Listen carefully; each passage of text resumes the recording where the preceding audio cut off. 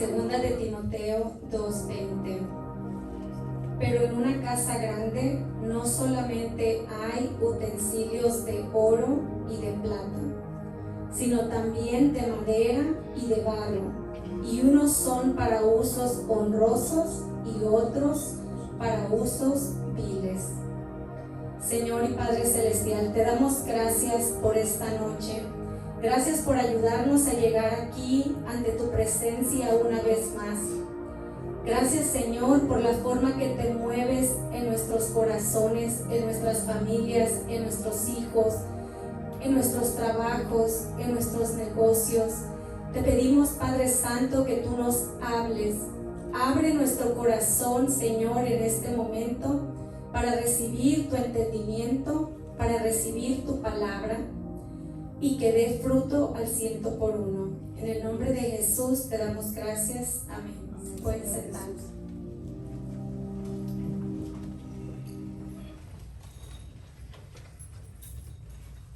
Este versículo comienza diciendo un pero. Dice, pero en una casa grande no solamente hay utensilios de oro y de plata, sino también de madera y de barro. Y unos son para uso honrosos y otros son para usos viles. Cuando nos dice en una casa grande, en una gran mansión, en una gran empresa, en un gran hogar, nos dice, vas a encontrar allí utensilios de oro y también de plata, porque es una gran casa, es una gran mansión. Pero también vas a encontrar de barro y de madera, porque en una casa por lo general hay todos esos utensilios en una casa grande. Pero va más allá y nos dice, algunos de esos utensilios son de honra y hay otros que son de deshonra. ¿Por qué? Porque el trabajar para una gran empresa no significa que eres un gran empleado. El tener una gran esposa no significa que eres un buen marido. El juntarte con una persona exitosa no significa que tú también seas exitoso. Porque en una gran mansión hay de todo. El tener un gran hijo no significa que tú eres un gran padre o que tú eres una gran madre.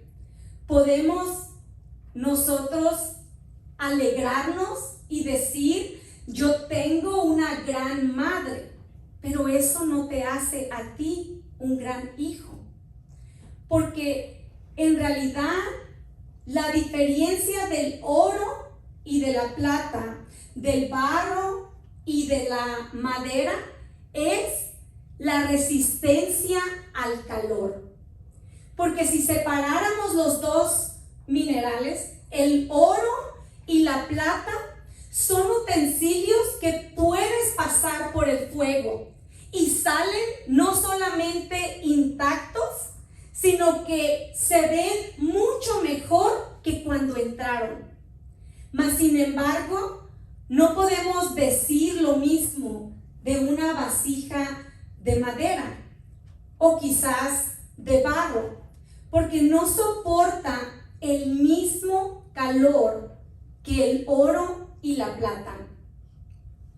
Entonces podemos asumir una cosa, y es que la grandeza o la honra, como dice la palabra, no se hereda. No la vas a tener solo porque tus padres son grandes. No va a llegar a ti así de fácil si tú no estás dispuesto a ser pasado por el fuego. Si tú no estás dispuesto a querer resistir el calor, porque no viene fácil. No es fácil recibir grandeza. La mayoría de las veces cuando admiramos a una persona por sus cualidades, podemos estar de acuerdo que esa persona que tú admiras hace algo que quizás tú no estás dispuesto a hacer. Y que hay cosas que personas tienen porque se esfuerzan en hacer algo que los demás no están dispuestos a hacer. Y esa es la diferencia de la que nos habla la palabra cuando nos dice, así como hay plata y oro que puedes tranquilamente pasar por el fuego, también hay utensilios de madera y de barro que quizás no te conviene pasar por el fuego. Pero ¿sabes? Todos son útiles. Todos los utensilios en la casa de Dios son útiles. Dios nos dice que nosotros somos un vaso en sus manos, que Él nos creó para una función, para un propósito, para una meta, y está en nosotros el descubrirlo. Pero ¿cómo puedo aprender a pasar por el fuego sin quejarme? Porque la diferencia de cómo tú pasas un problema y cómo lo pasa alguien más, y los dos lo pasan igual, pero uno de los dos sale diferente, se llama perspectiva. La forma en que tú ves tu problema es lo que va a hacer que tú salgas de él de una forma o de otra. Y eso es el poder soportar el calor. Porque cuando hablamos de la educación, por ejemplo, nos dicen los expertos que entre más temprano empieces a desarrollar el cerebro de un bebé, más ayudas a su inteligencia de un bebé. O sea que el bebé está consciente de colores, de música, de voces. Y cuando ese bebé va a prekinder, se le enseñan cosas de acuerdo a su nivel, ¿verdad? No le vamos a enseñar a un niño de prekinder unas matemáticas, o por lo menos no con fórmulas. Aprenden otro tipo de matemáticas. Y cuando ese niño sale de prekinder, entra a la primaria, y que se llama aquí la escuela elementaria. Y en esa escuela, cada año que va pasando, se va poniendo más difícil.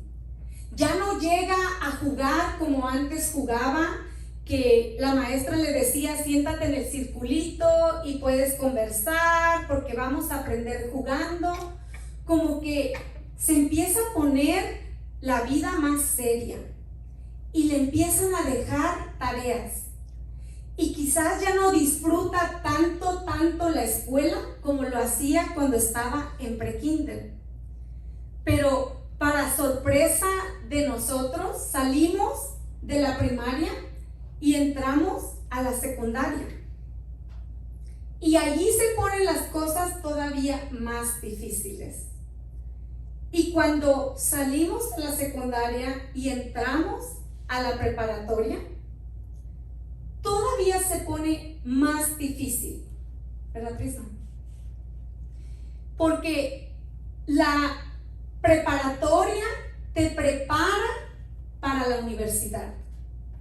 Pero sabes que hay una estadística muy grande, que la mayoría de los estudiantes deciden no ir a la universidad. Pero algo todavía más sorprendente es que muchos estudiantes se gradúan de la high school y también de la iglesia. Ya son maestros en la palabra también y ya no quieren ir a la iglesia. Y algo pasa en la preparatoria que de repente nos sentimos capaces, que nos sentimos que podemos alcanzar el mundo entero, que todo lo que queremos hacer lo podemos alcanzar. Y yo creo que es algo que Dios puso en nosotros. Es como si tuviéramos un botón en el cerebro para el miedo y como que Dios te lo apaga. Como que esa es la edad que no le tienes miedo a nada, que no le tienes miedo al futuro, que no le tienes miedo al peligro y que estás seguro que tú vas a sobrevivir con papás o sin papás, con educación o sin educación. Y lo hemos experimentado tanto aún en nuestra vida propia. Y si nos damos cuenta, hay una estructura de lo que tienes que estudiar en cada ciclo de tu vida.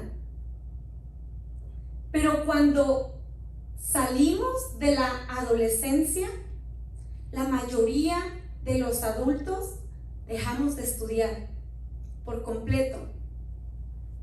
Dejamos de pensar de qué forma vamos o debemos de superarnos como seres humanos. De qué forma requiere esta situación en la que yo me encuentro que yo me prepare para el futuro. Y nos damos cuenta que estamos en un trabajo y que solamente los que saben más son los que ganan más, porque no todos pueden ser el jefe. Y de la misma forma, cuando te casas, estás viviendo cosas que tú no fuiste preparado para vivir. La mayoría de las cosas que vienen en los exámenes, y digo la mayoría porque hay excepciones, por lo menos yo llegué a tener exámenes que yo juraba y perjuraba que la maestra nunca nos habló de eso. Y eso que a veces yo decía, no, sí, yo me acuerdo, pero la verdad no puse atención. Pero había cosas que yo decía, no, yo aseguro que a la maestra se le pasó hablarnos de esto. Pero la mayoría de los exámenes es algo que tú ya estudiaste. Pero ¿qué haces cuando estás en el mundo secular y comienzas a tener problemas para los que tú no estudiaste? Que nadie te preparó para la vida que estás teniendo. Nadie te preparó para el matrimonio que tú estás viviendo o para tener los hijos que tú estás criando o para desarrollarte quizás en tu carrera para algo que estudiaste. Mas sin embargo, la vida real es muy diferente, porque todos los que han estudiado los que han estudiado una vocación o una carrera, pueden estar de acuerdo conmigo que lo que estudias en la escuela muchas veces no lo vuelves a ver ni a usar en la carrera. Y que te preguntas y dices, ¿por qué no me enseñan mejor lo que sí voy a usar? Porque estoy acá con toda la teoría, pero no puedo aplicar la teoría porque la mayoría de las experiencias que estoy viviendo en el trabajo no lo aprendí en la escuela. Cuando no nos damos cuenta que la vida de nosotros requiere estudio, requiere trabajo, requiere esfuerzo, requiere dedicación, es cuando más sufrimos en medio de las situaciones. Porque cuando nos graduamos de la escuela sea el último año que hayamos estudiado, así sea la primaria, la secundaria, la preparatoria, la universidad, paramos completamente de estudiar. Y sabes que la mayoría de los profesionistas que tienen algún tipo de licencia les exigen ciertas horas de capacitación cada año, porque se entiende que vas a estar viviendo cosas para las cuales no estudiaste y que vas a tener que prepararte.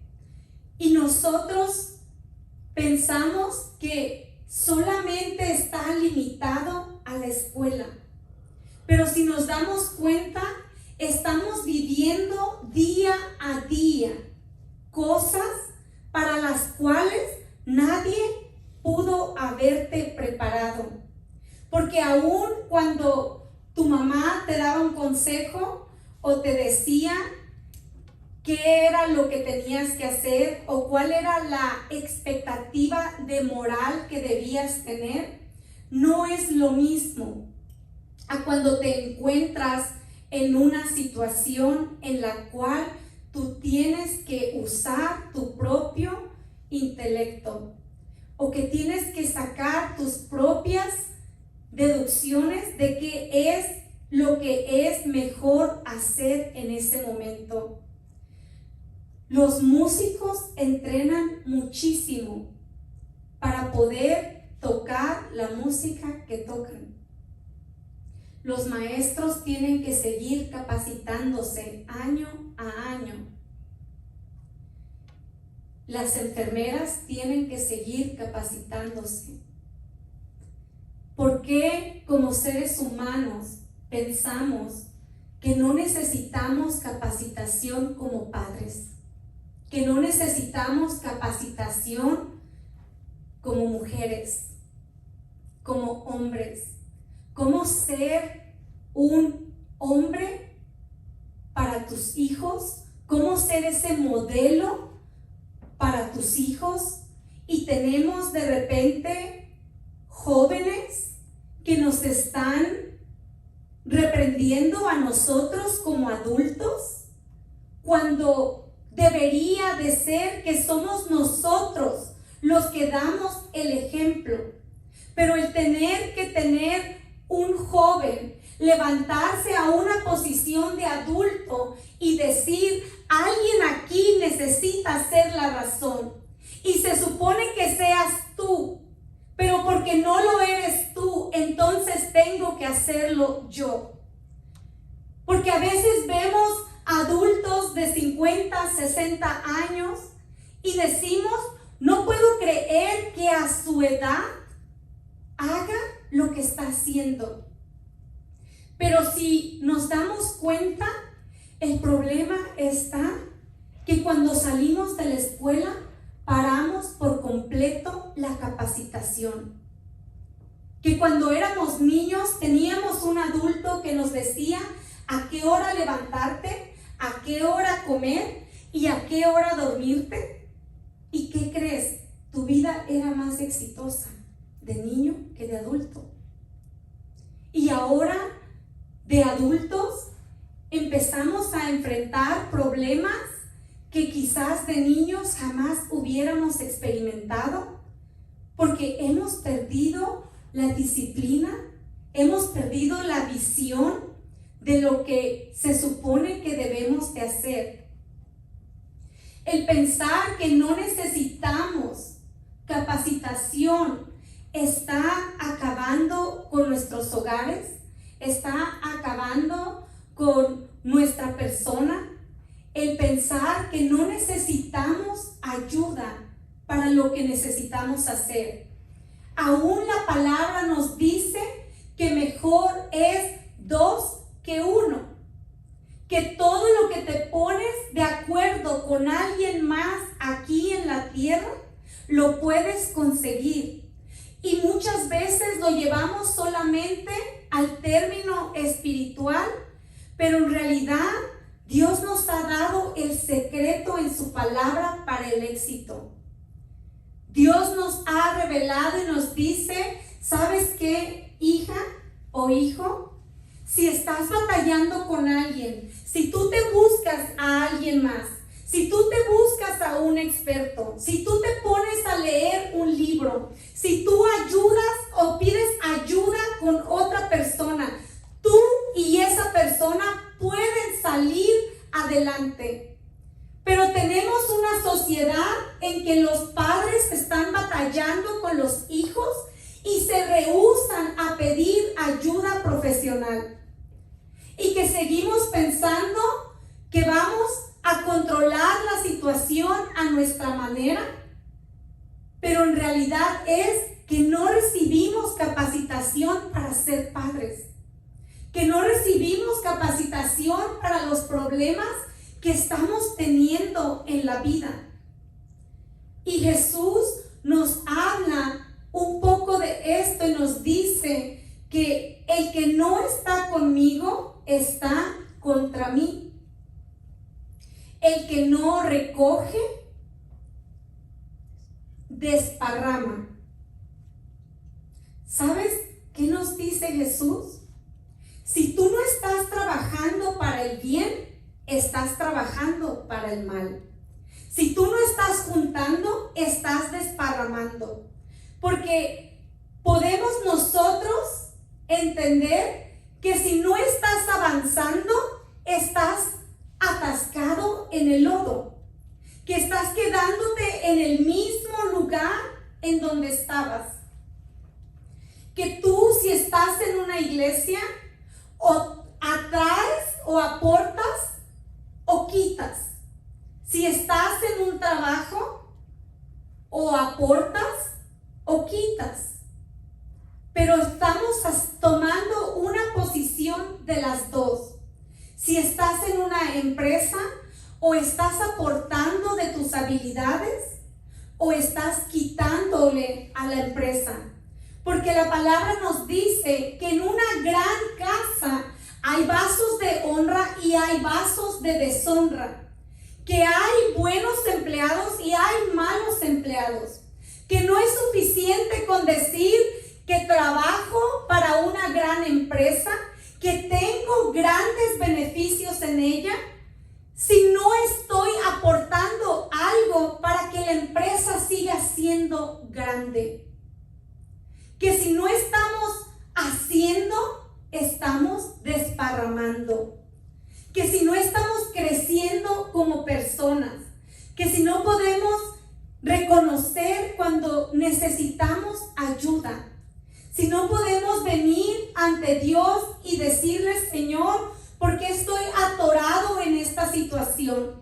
¿Por qué siento que tengo este problema ya por varios años? ¿Cómo voy a salir de esta situación? ¿Qué libro tengo que leer? ¿Con quién tengo que hablar? ¿Con quién puedo pedir consejería? ¿De qué forma puedo hacer algo para salir de la situación en la que me encuentro? Una persona contaba que hizo un experimento, que cuando su carro se le ponchó una llanta, en una ocasión se quedó dentro de su carro y no se paró absolutamente nadie a ayudarle. Pero que después hizo otro experimento, y no recuerdo si se le ponchó la llanta o solo era un experimento, pero él dice que notó que cuando él se salió a cambiar la llanta, carros comenzaron a pararse y preguntarle, ¿necesitas ayuda? Porque si un humano te ve sentado sin hacer nada, inconscientemente dice, si a ti no te preocupa tu situación, a mí tampoco. Te puedes quedar ahí sentado toda la vida esperando que te vengan a ayudar, y ¿qué crees? Nadie se va a parar. Inconscientemente, sin palabras, esta persona compartía que cuando él estaba dispuesto a salir de su situación, a salir de su auto, a comenzar a sacar para cambiar su propia llanta, que más de un carro se paraba a preguntarle: ¿en qué te puedo ayudar para que tú puedas salir de tu situación? Y si un humano puede hacer esto, ¿cuánto más Dios? ¿Cuánto más Dios no va a levantarse y ver que quizás no estás haciendo lo correcto, que quizás lo que tú estás haciendo no es la solución de tu problema? Pero Dios dice, porque estás haciendo algo en tu situación, porque no te quieres sentar allí a estancarte, porque no quieres quedarte ahí sentado esperando que alguien venga y traiga toda la solución a tu casa, que traiga toda la solución a tu matrimonio, porque estás haciendo algo al respecto. Yo voy a bendecir tu trabajo. Dios bendice el fruto de tus manos cuando Él ve que tú quieres salir de tu situación. Una de las preguntas que Jesús le hace a un hombre que estaba paralítico fue: ¿quieres ser sano? ¿Quieres salir de tu situación? ¿De verdad quieres un cambio en tu vida? Porque hay veces que Dios tiene que preguntarte, porque tu boca dice una cosa, pero tu lenguaje corporal dice otra. Porque con la boca estamos diciendo: Señor, ayúdame, envía ayuda a mí. Mas sin embargo, con nuestro cuerpo estamos diciendo: pero no estoy dispuesto a hacer nada. Quiero un milagro al 100%. Cuando tú pides a Dios algo, pregúntate a ti mismo: ¿qué estoy dispuesto a hacer por mi situación? ¿Qué estoy dispuesto a cambiar? ¿Qué estoy dispuesto a decir? ¿A quién estoy dispuesto a pedirle perdón? ¿Qué es lo que estoy dispuesto a hacer en medio de mi situación? Porque así como fue verdad para esta persona que hizo este experimento, lo es también para Dios. Él quiere ver el esfuerzo que tú pones en tu situación. Que si te comprometes a buscar más de Él, que si haces un compromiso y dices: Señor, voy a orar todos los días de rodillas. Así te hinques a diario y haya días que le digas: me muero del sueño y no sé ni qué decirte, pero te dije que estaría aquí todos los días y estoy aquí. Dios quiere ver una acción de tu parte, quiere ver un compromiso. La lectura que Lilia leyó dice que el profeta le pregunta a la mujer: ¿qué quieres que yo haga? ¿Y qué tienes tú para solucionar tu problema? ¿Cuál es tu idea? ¿Has pensado en algo? ¿En cómo salir de tu situación? ¿Qué es lo que se te ocurre? ¿Qué es lo que tienes en tu casa? Porque necesitamos entender que Dios quiere que hagas algo al respecto de tu situación. Que así sea, que vengas a Él y decirle: Señor, yo no sé qué hacer en mi situación. Yo solamente sé que tengo que hacer algo. Dame la sabiduría para saber qué tengo que hacer para ayudar a mis hijos en esta etapa de mi vida. ¿Qué tengo que hacer para ayudar a mi matrimonio en esta etapa que estamos viviendo? ¿Qué tengo que hacer por esta empresa o este negocio que tú me has dado? ¿Qué tengo que hacer por este trabajo que tú me diste? ¿Por qué me siento estancado en esta situación? Pon en mí el querer como el hacer. Cambia mi pensamiento, cambia mi corazón. Ayúdame a hacer lo que tú quieres que yo haga. Porque Dios quiere ver un cambio en tus acciones. Dios quiere que lo que tú estás pidiendo vaya de acuerdo con lo que tú estás haciendo.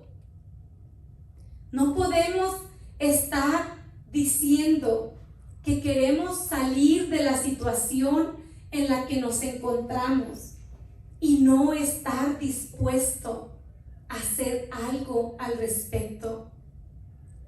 Porque si pudieras venir a Dios y decir: Señor, no tengo con quién hablar, pero voy a buscar un libro al respecto, voy a escuchar un video sobre ese tema. Tenemos una condición en esta sociedad donde nadie quiere estudiar. Tenemos el montón de profesiones de youtubers, de tiktokers, no sé cómo se les dice, evitando estudiar. Pero ¿por qué la educación fue tan importante para Dios que nos la estableció desde que éramos pequeños? ¿Por qué nos dejó su palabra si el estudiar no fuese necesario? ¿Por qué nos rehusamos a buscar ayuda? Nos rehusamos a leer su palabra y estamos en una condición que preferimos ser vasos de barro y de madera que ser pasados por el fuego, porque inconscientemente le decimos a Dios: prefiero ser un vaso de barro o de madera a que me pases por el fuego. Lo que me vayas a dar, que no me cueste trabajo, que no tenga que madrugar, que no tenga que sudar, que no quiero la empresa de 1000 empleados, pero no quiero lidiar con ellos. Y las dos cosas no existen, por lo menos no juntas. Queremos un gran esposo o una gran esposa, pero no estamos dispuestos a nosotros ser una gran persona.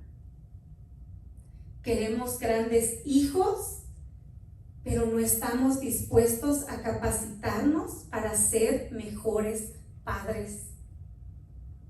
Tenemos una generación que evita la educación, que evita la concentración. Sabes que las estadísticas dicen que la mayoría de los ciudadanos pasamos por lo menos 1 hora al día, por lo menos, en las redes sociales. Si sumas eso por 365 días, cada año desperdiciamos 365 horas en el internet. ¿Cómo estaría tu hogar si le dedicaras 1 hora a tu situación? Quizás para ti es diferente que para tus hijos,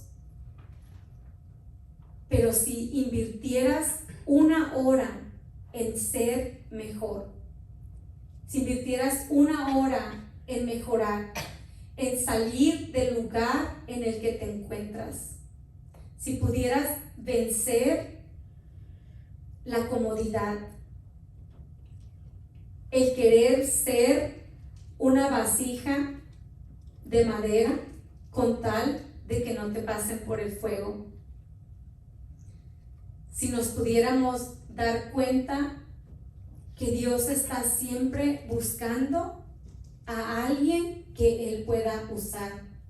Dios está siempre buscando en medio de su pueblo a alguien que pueda decir: Señor, ayúdame a mí.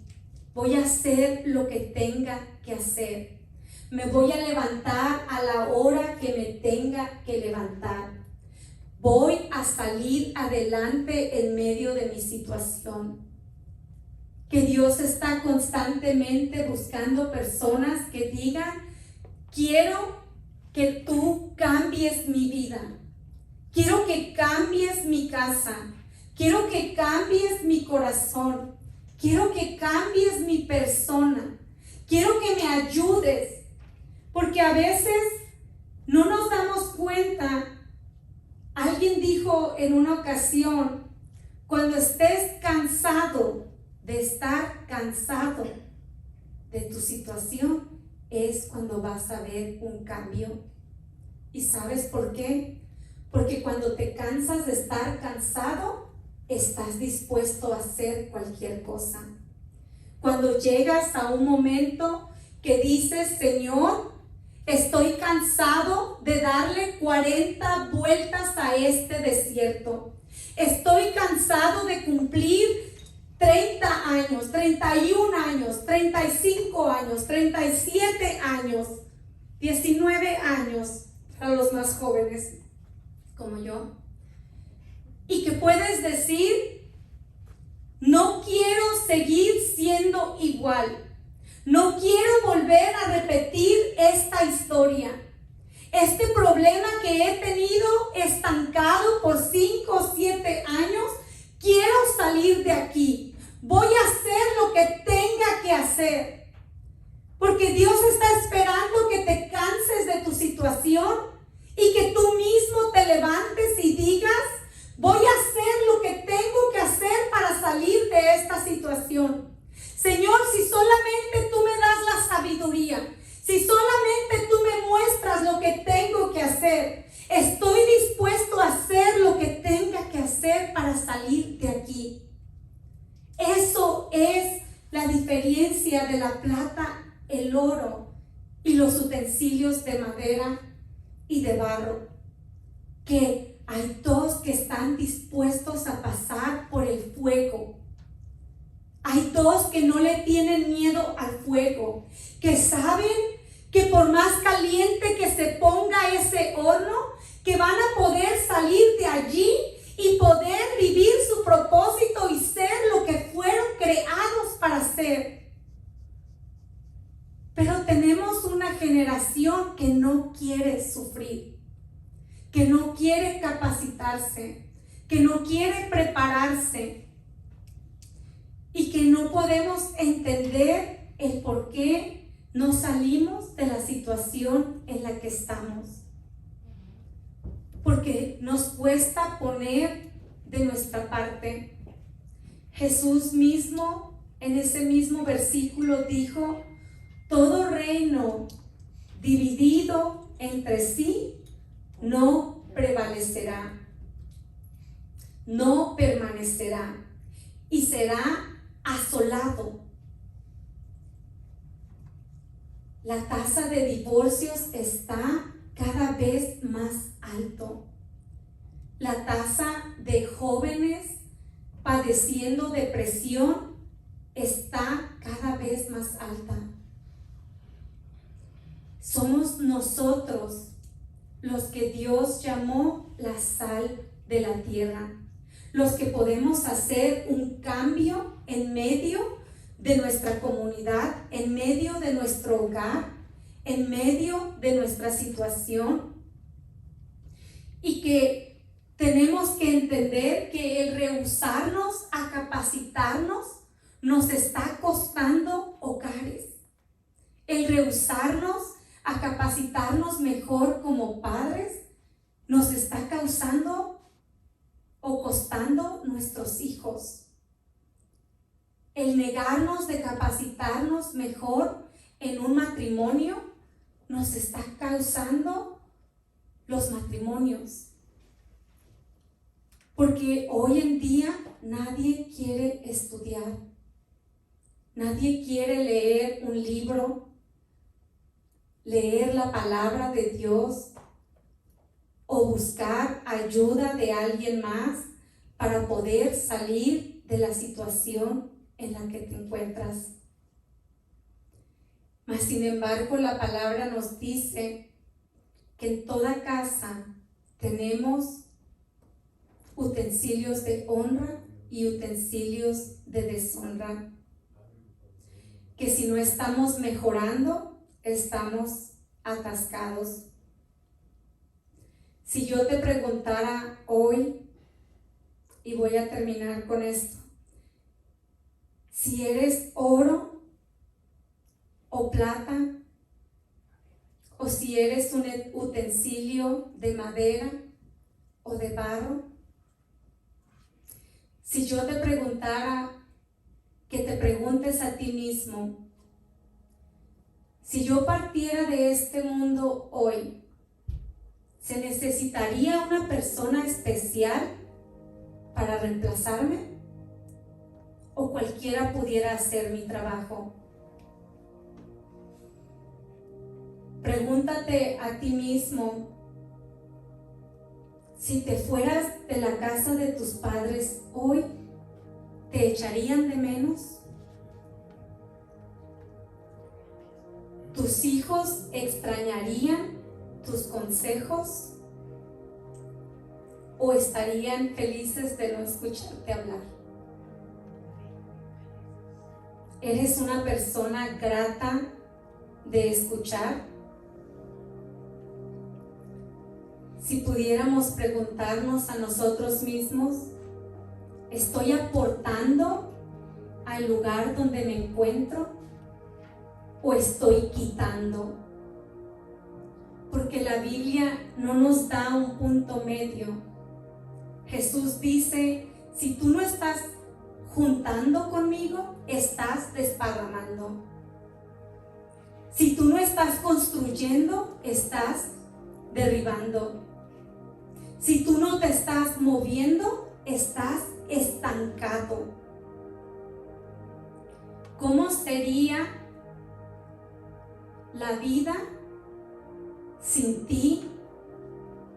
¿Qué dejas de tu legado? ¿Qué dirían las personas de ti si mañana no estuvieras? ¿Qué tanto aportas a tu casa, a tu trabajo, a tu empresa o a tus hijos o a tus padres? ¿Qué es lo que estás aportando?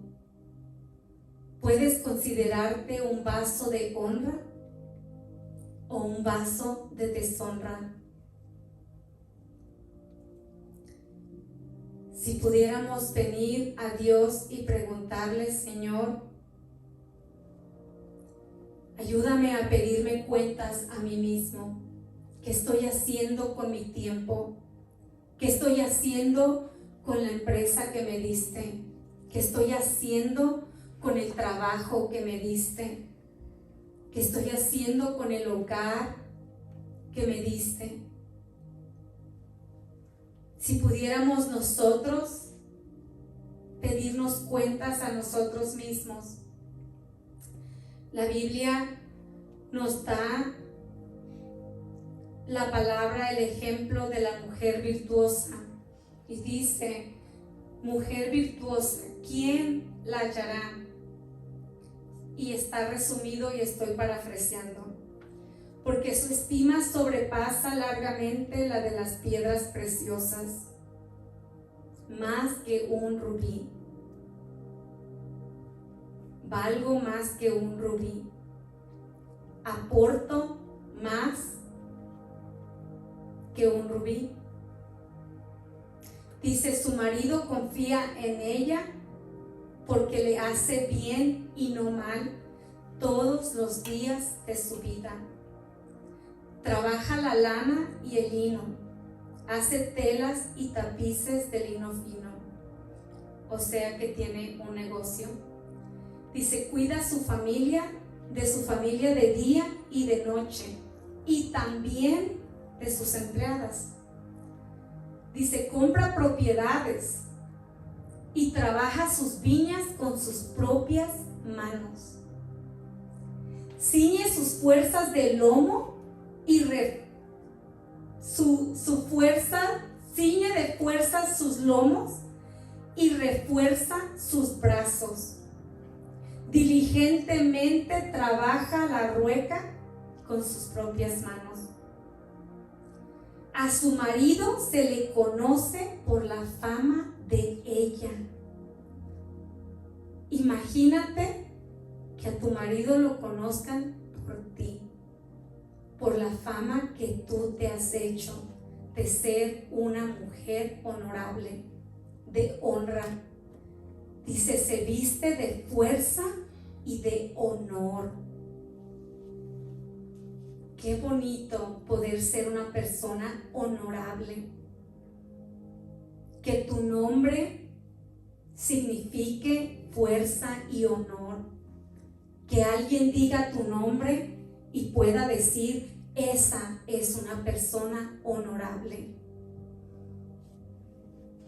Dice, no le teme al porvenir. Pero sabes que también nos describe a los hombres. Y yo creo que de la mujer nos explica qué es nuestro modelo de mujer. Pero de los hombres, ellos como que tuvieron más suerte que nosotras, porque Dios escribió toda una historia de un hombre honorable. Y por supuesto que es David. Él era un rey equivalente hoy en día al presidente de un país. Era un hombre tan ocupado con todas sus cosas que conlleva el dirigir todo un país, pero en medio de todo lo que tenía que hacer, practicaba tiro al blanco y artillería, estudiaba también estrategias de batalla, era poeta, escritor, escribía salmos, dirigía el grupo de la alabanza y en algunas ocasiones también el de la danza. Tocaba el arpa y quizás otro tipo de instrumentos. Escribió un libro que fue ganador de un Grammy para mí, que es el libro de los Salmos. Y con toda su vida ocupada que tenía tiempo para hacer caridad con los necesitados. Encontraba tiempo en su vida tan ocupada de ayunar y hacer oración, y iba a la iglesia cada semana, y encima decía que su mayor deseo era estar en la casa del Señor todos los días de su vida. Qué maravilloso ser el presidente de un país y tener todas esas cosas que hacer, y aún así decir, pero si me dieran a escoger, decidiría estar en la casa de Dios todos los días de mi vida. Hacía tiempo también para celebrar todos los sacrificios y las fiestas ordenadas por Dios, pero también era padre, era hijo, era hermano y era amigo. Y con todo eso se preocupaba por venir a la presencia de Dios y preguntarle cómo está mi corazón. Y decirle, Señor, escudriña mi corazón y prueba mi camino. Mira si hay aquí camino de perversidad y guíame al camino eterno. Cuando pienses que no tienes tiempo de buscar de Dios, acuérdate de David, con todo lo que hacía, todos sus dones, sus talentos, y aún así poder ser parte del grupo de alabanza, de danza, tener tiempo para salir a la batalla con sus soldados, porque en aquel entonces ese no era una opción. Los reyes salían a las batallas.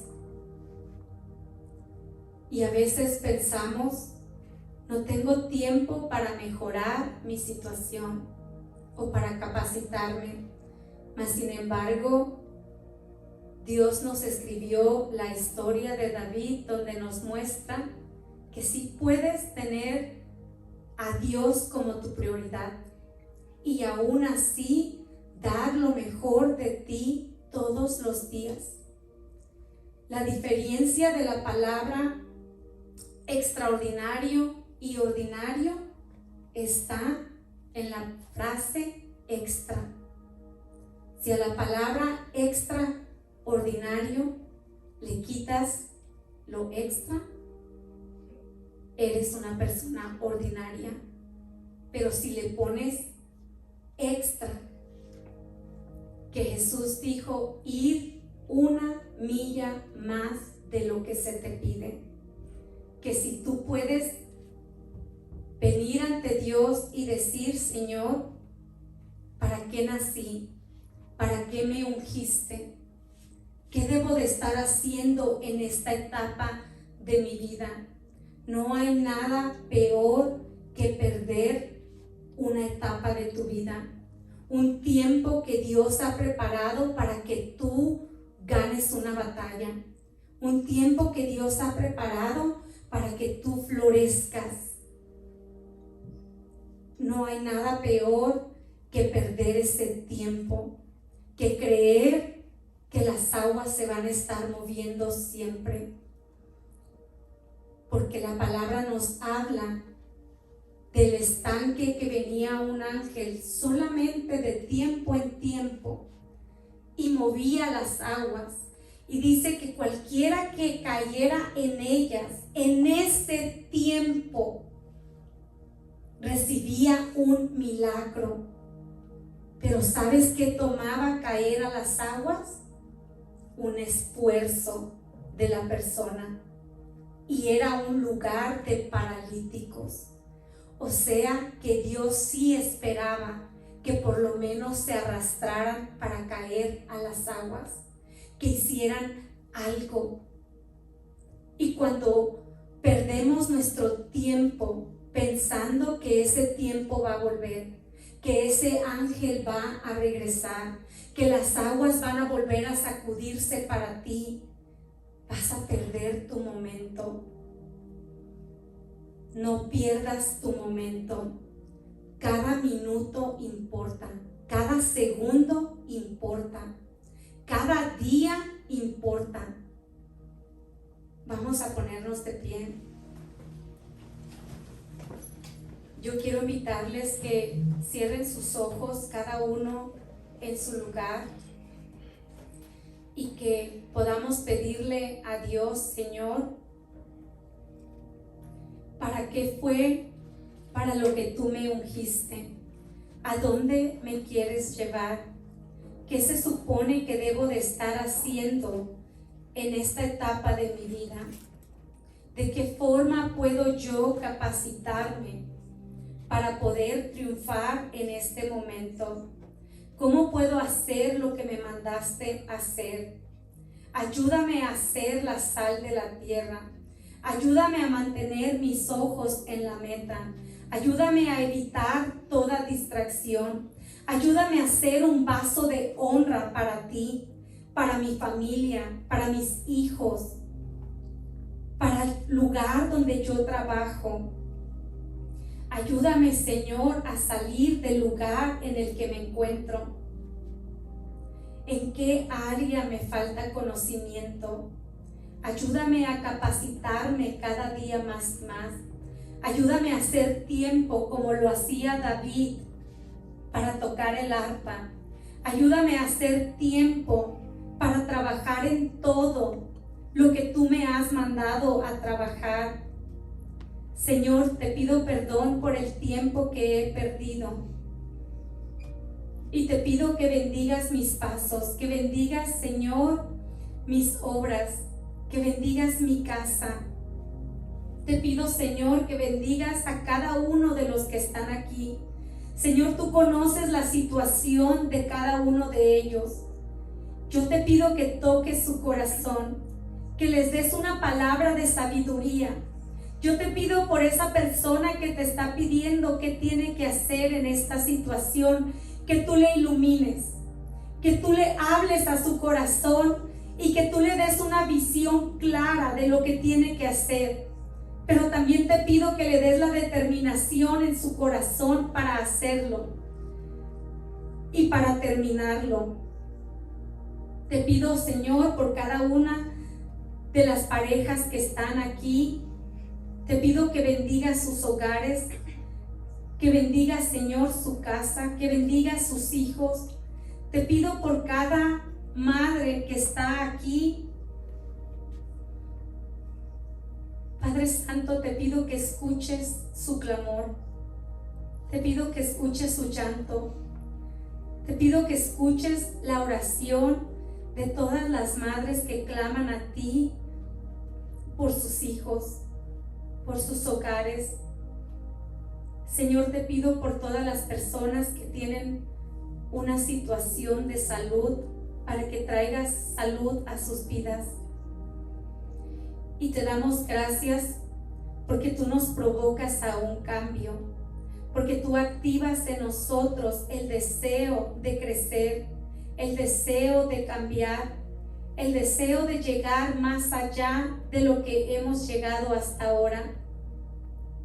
Te pido, Señor, que tú bendigas tu pueblo, que tú bendigas esta casa, que nos abre las puertas para estar aquí en este lugar, que tú bendigas los pastores de esta casa, que tú les des sabiduría para guiar a tu pueblo. En el nombre de Jesús te damos gracias. Amén.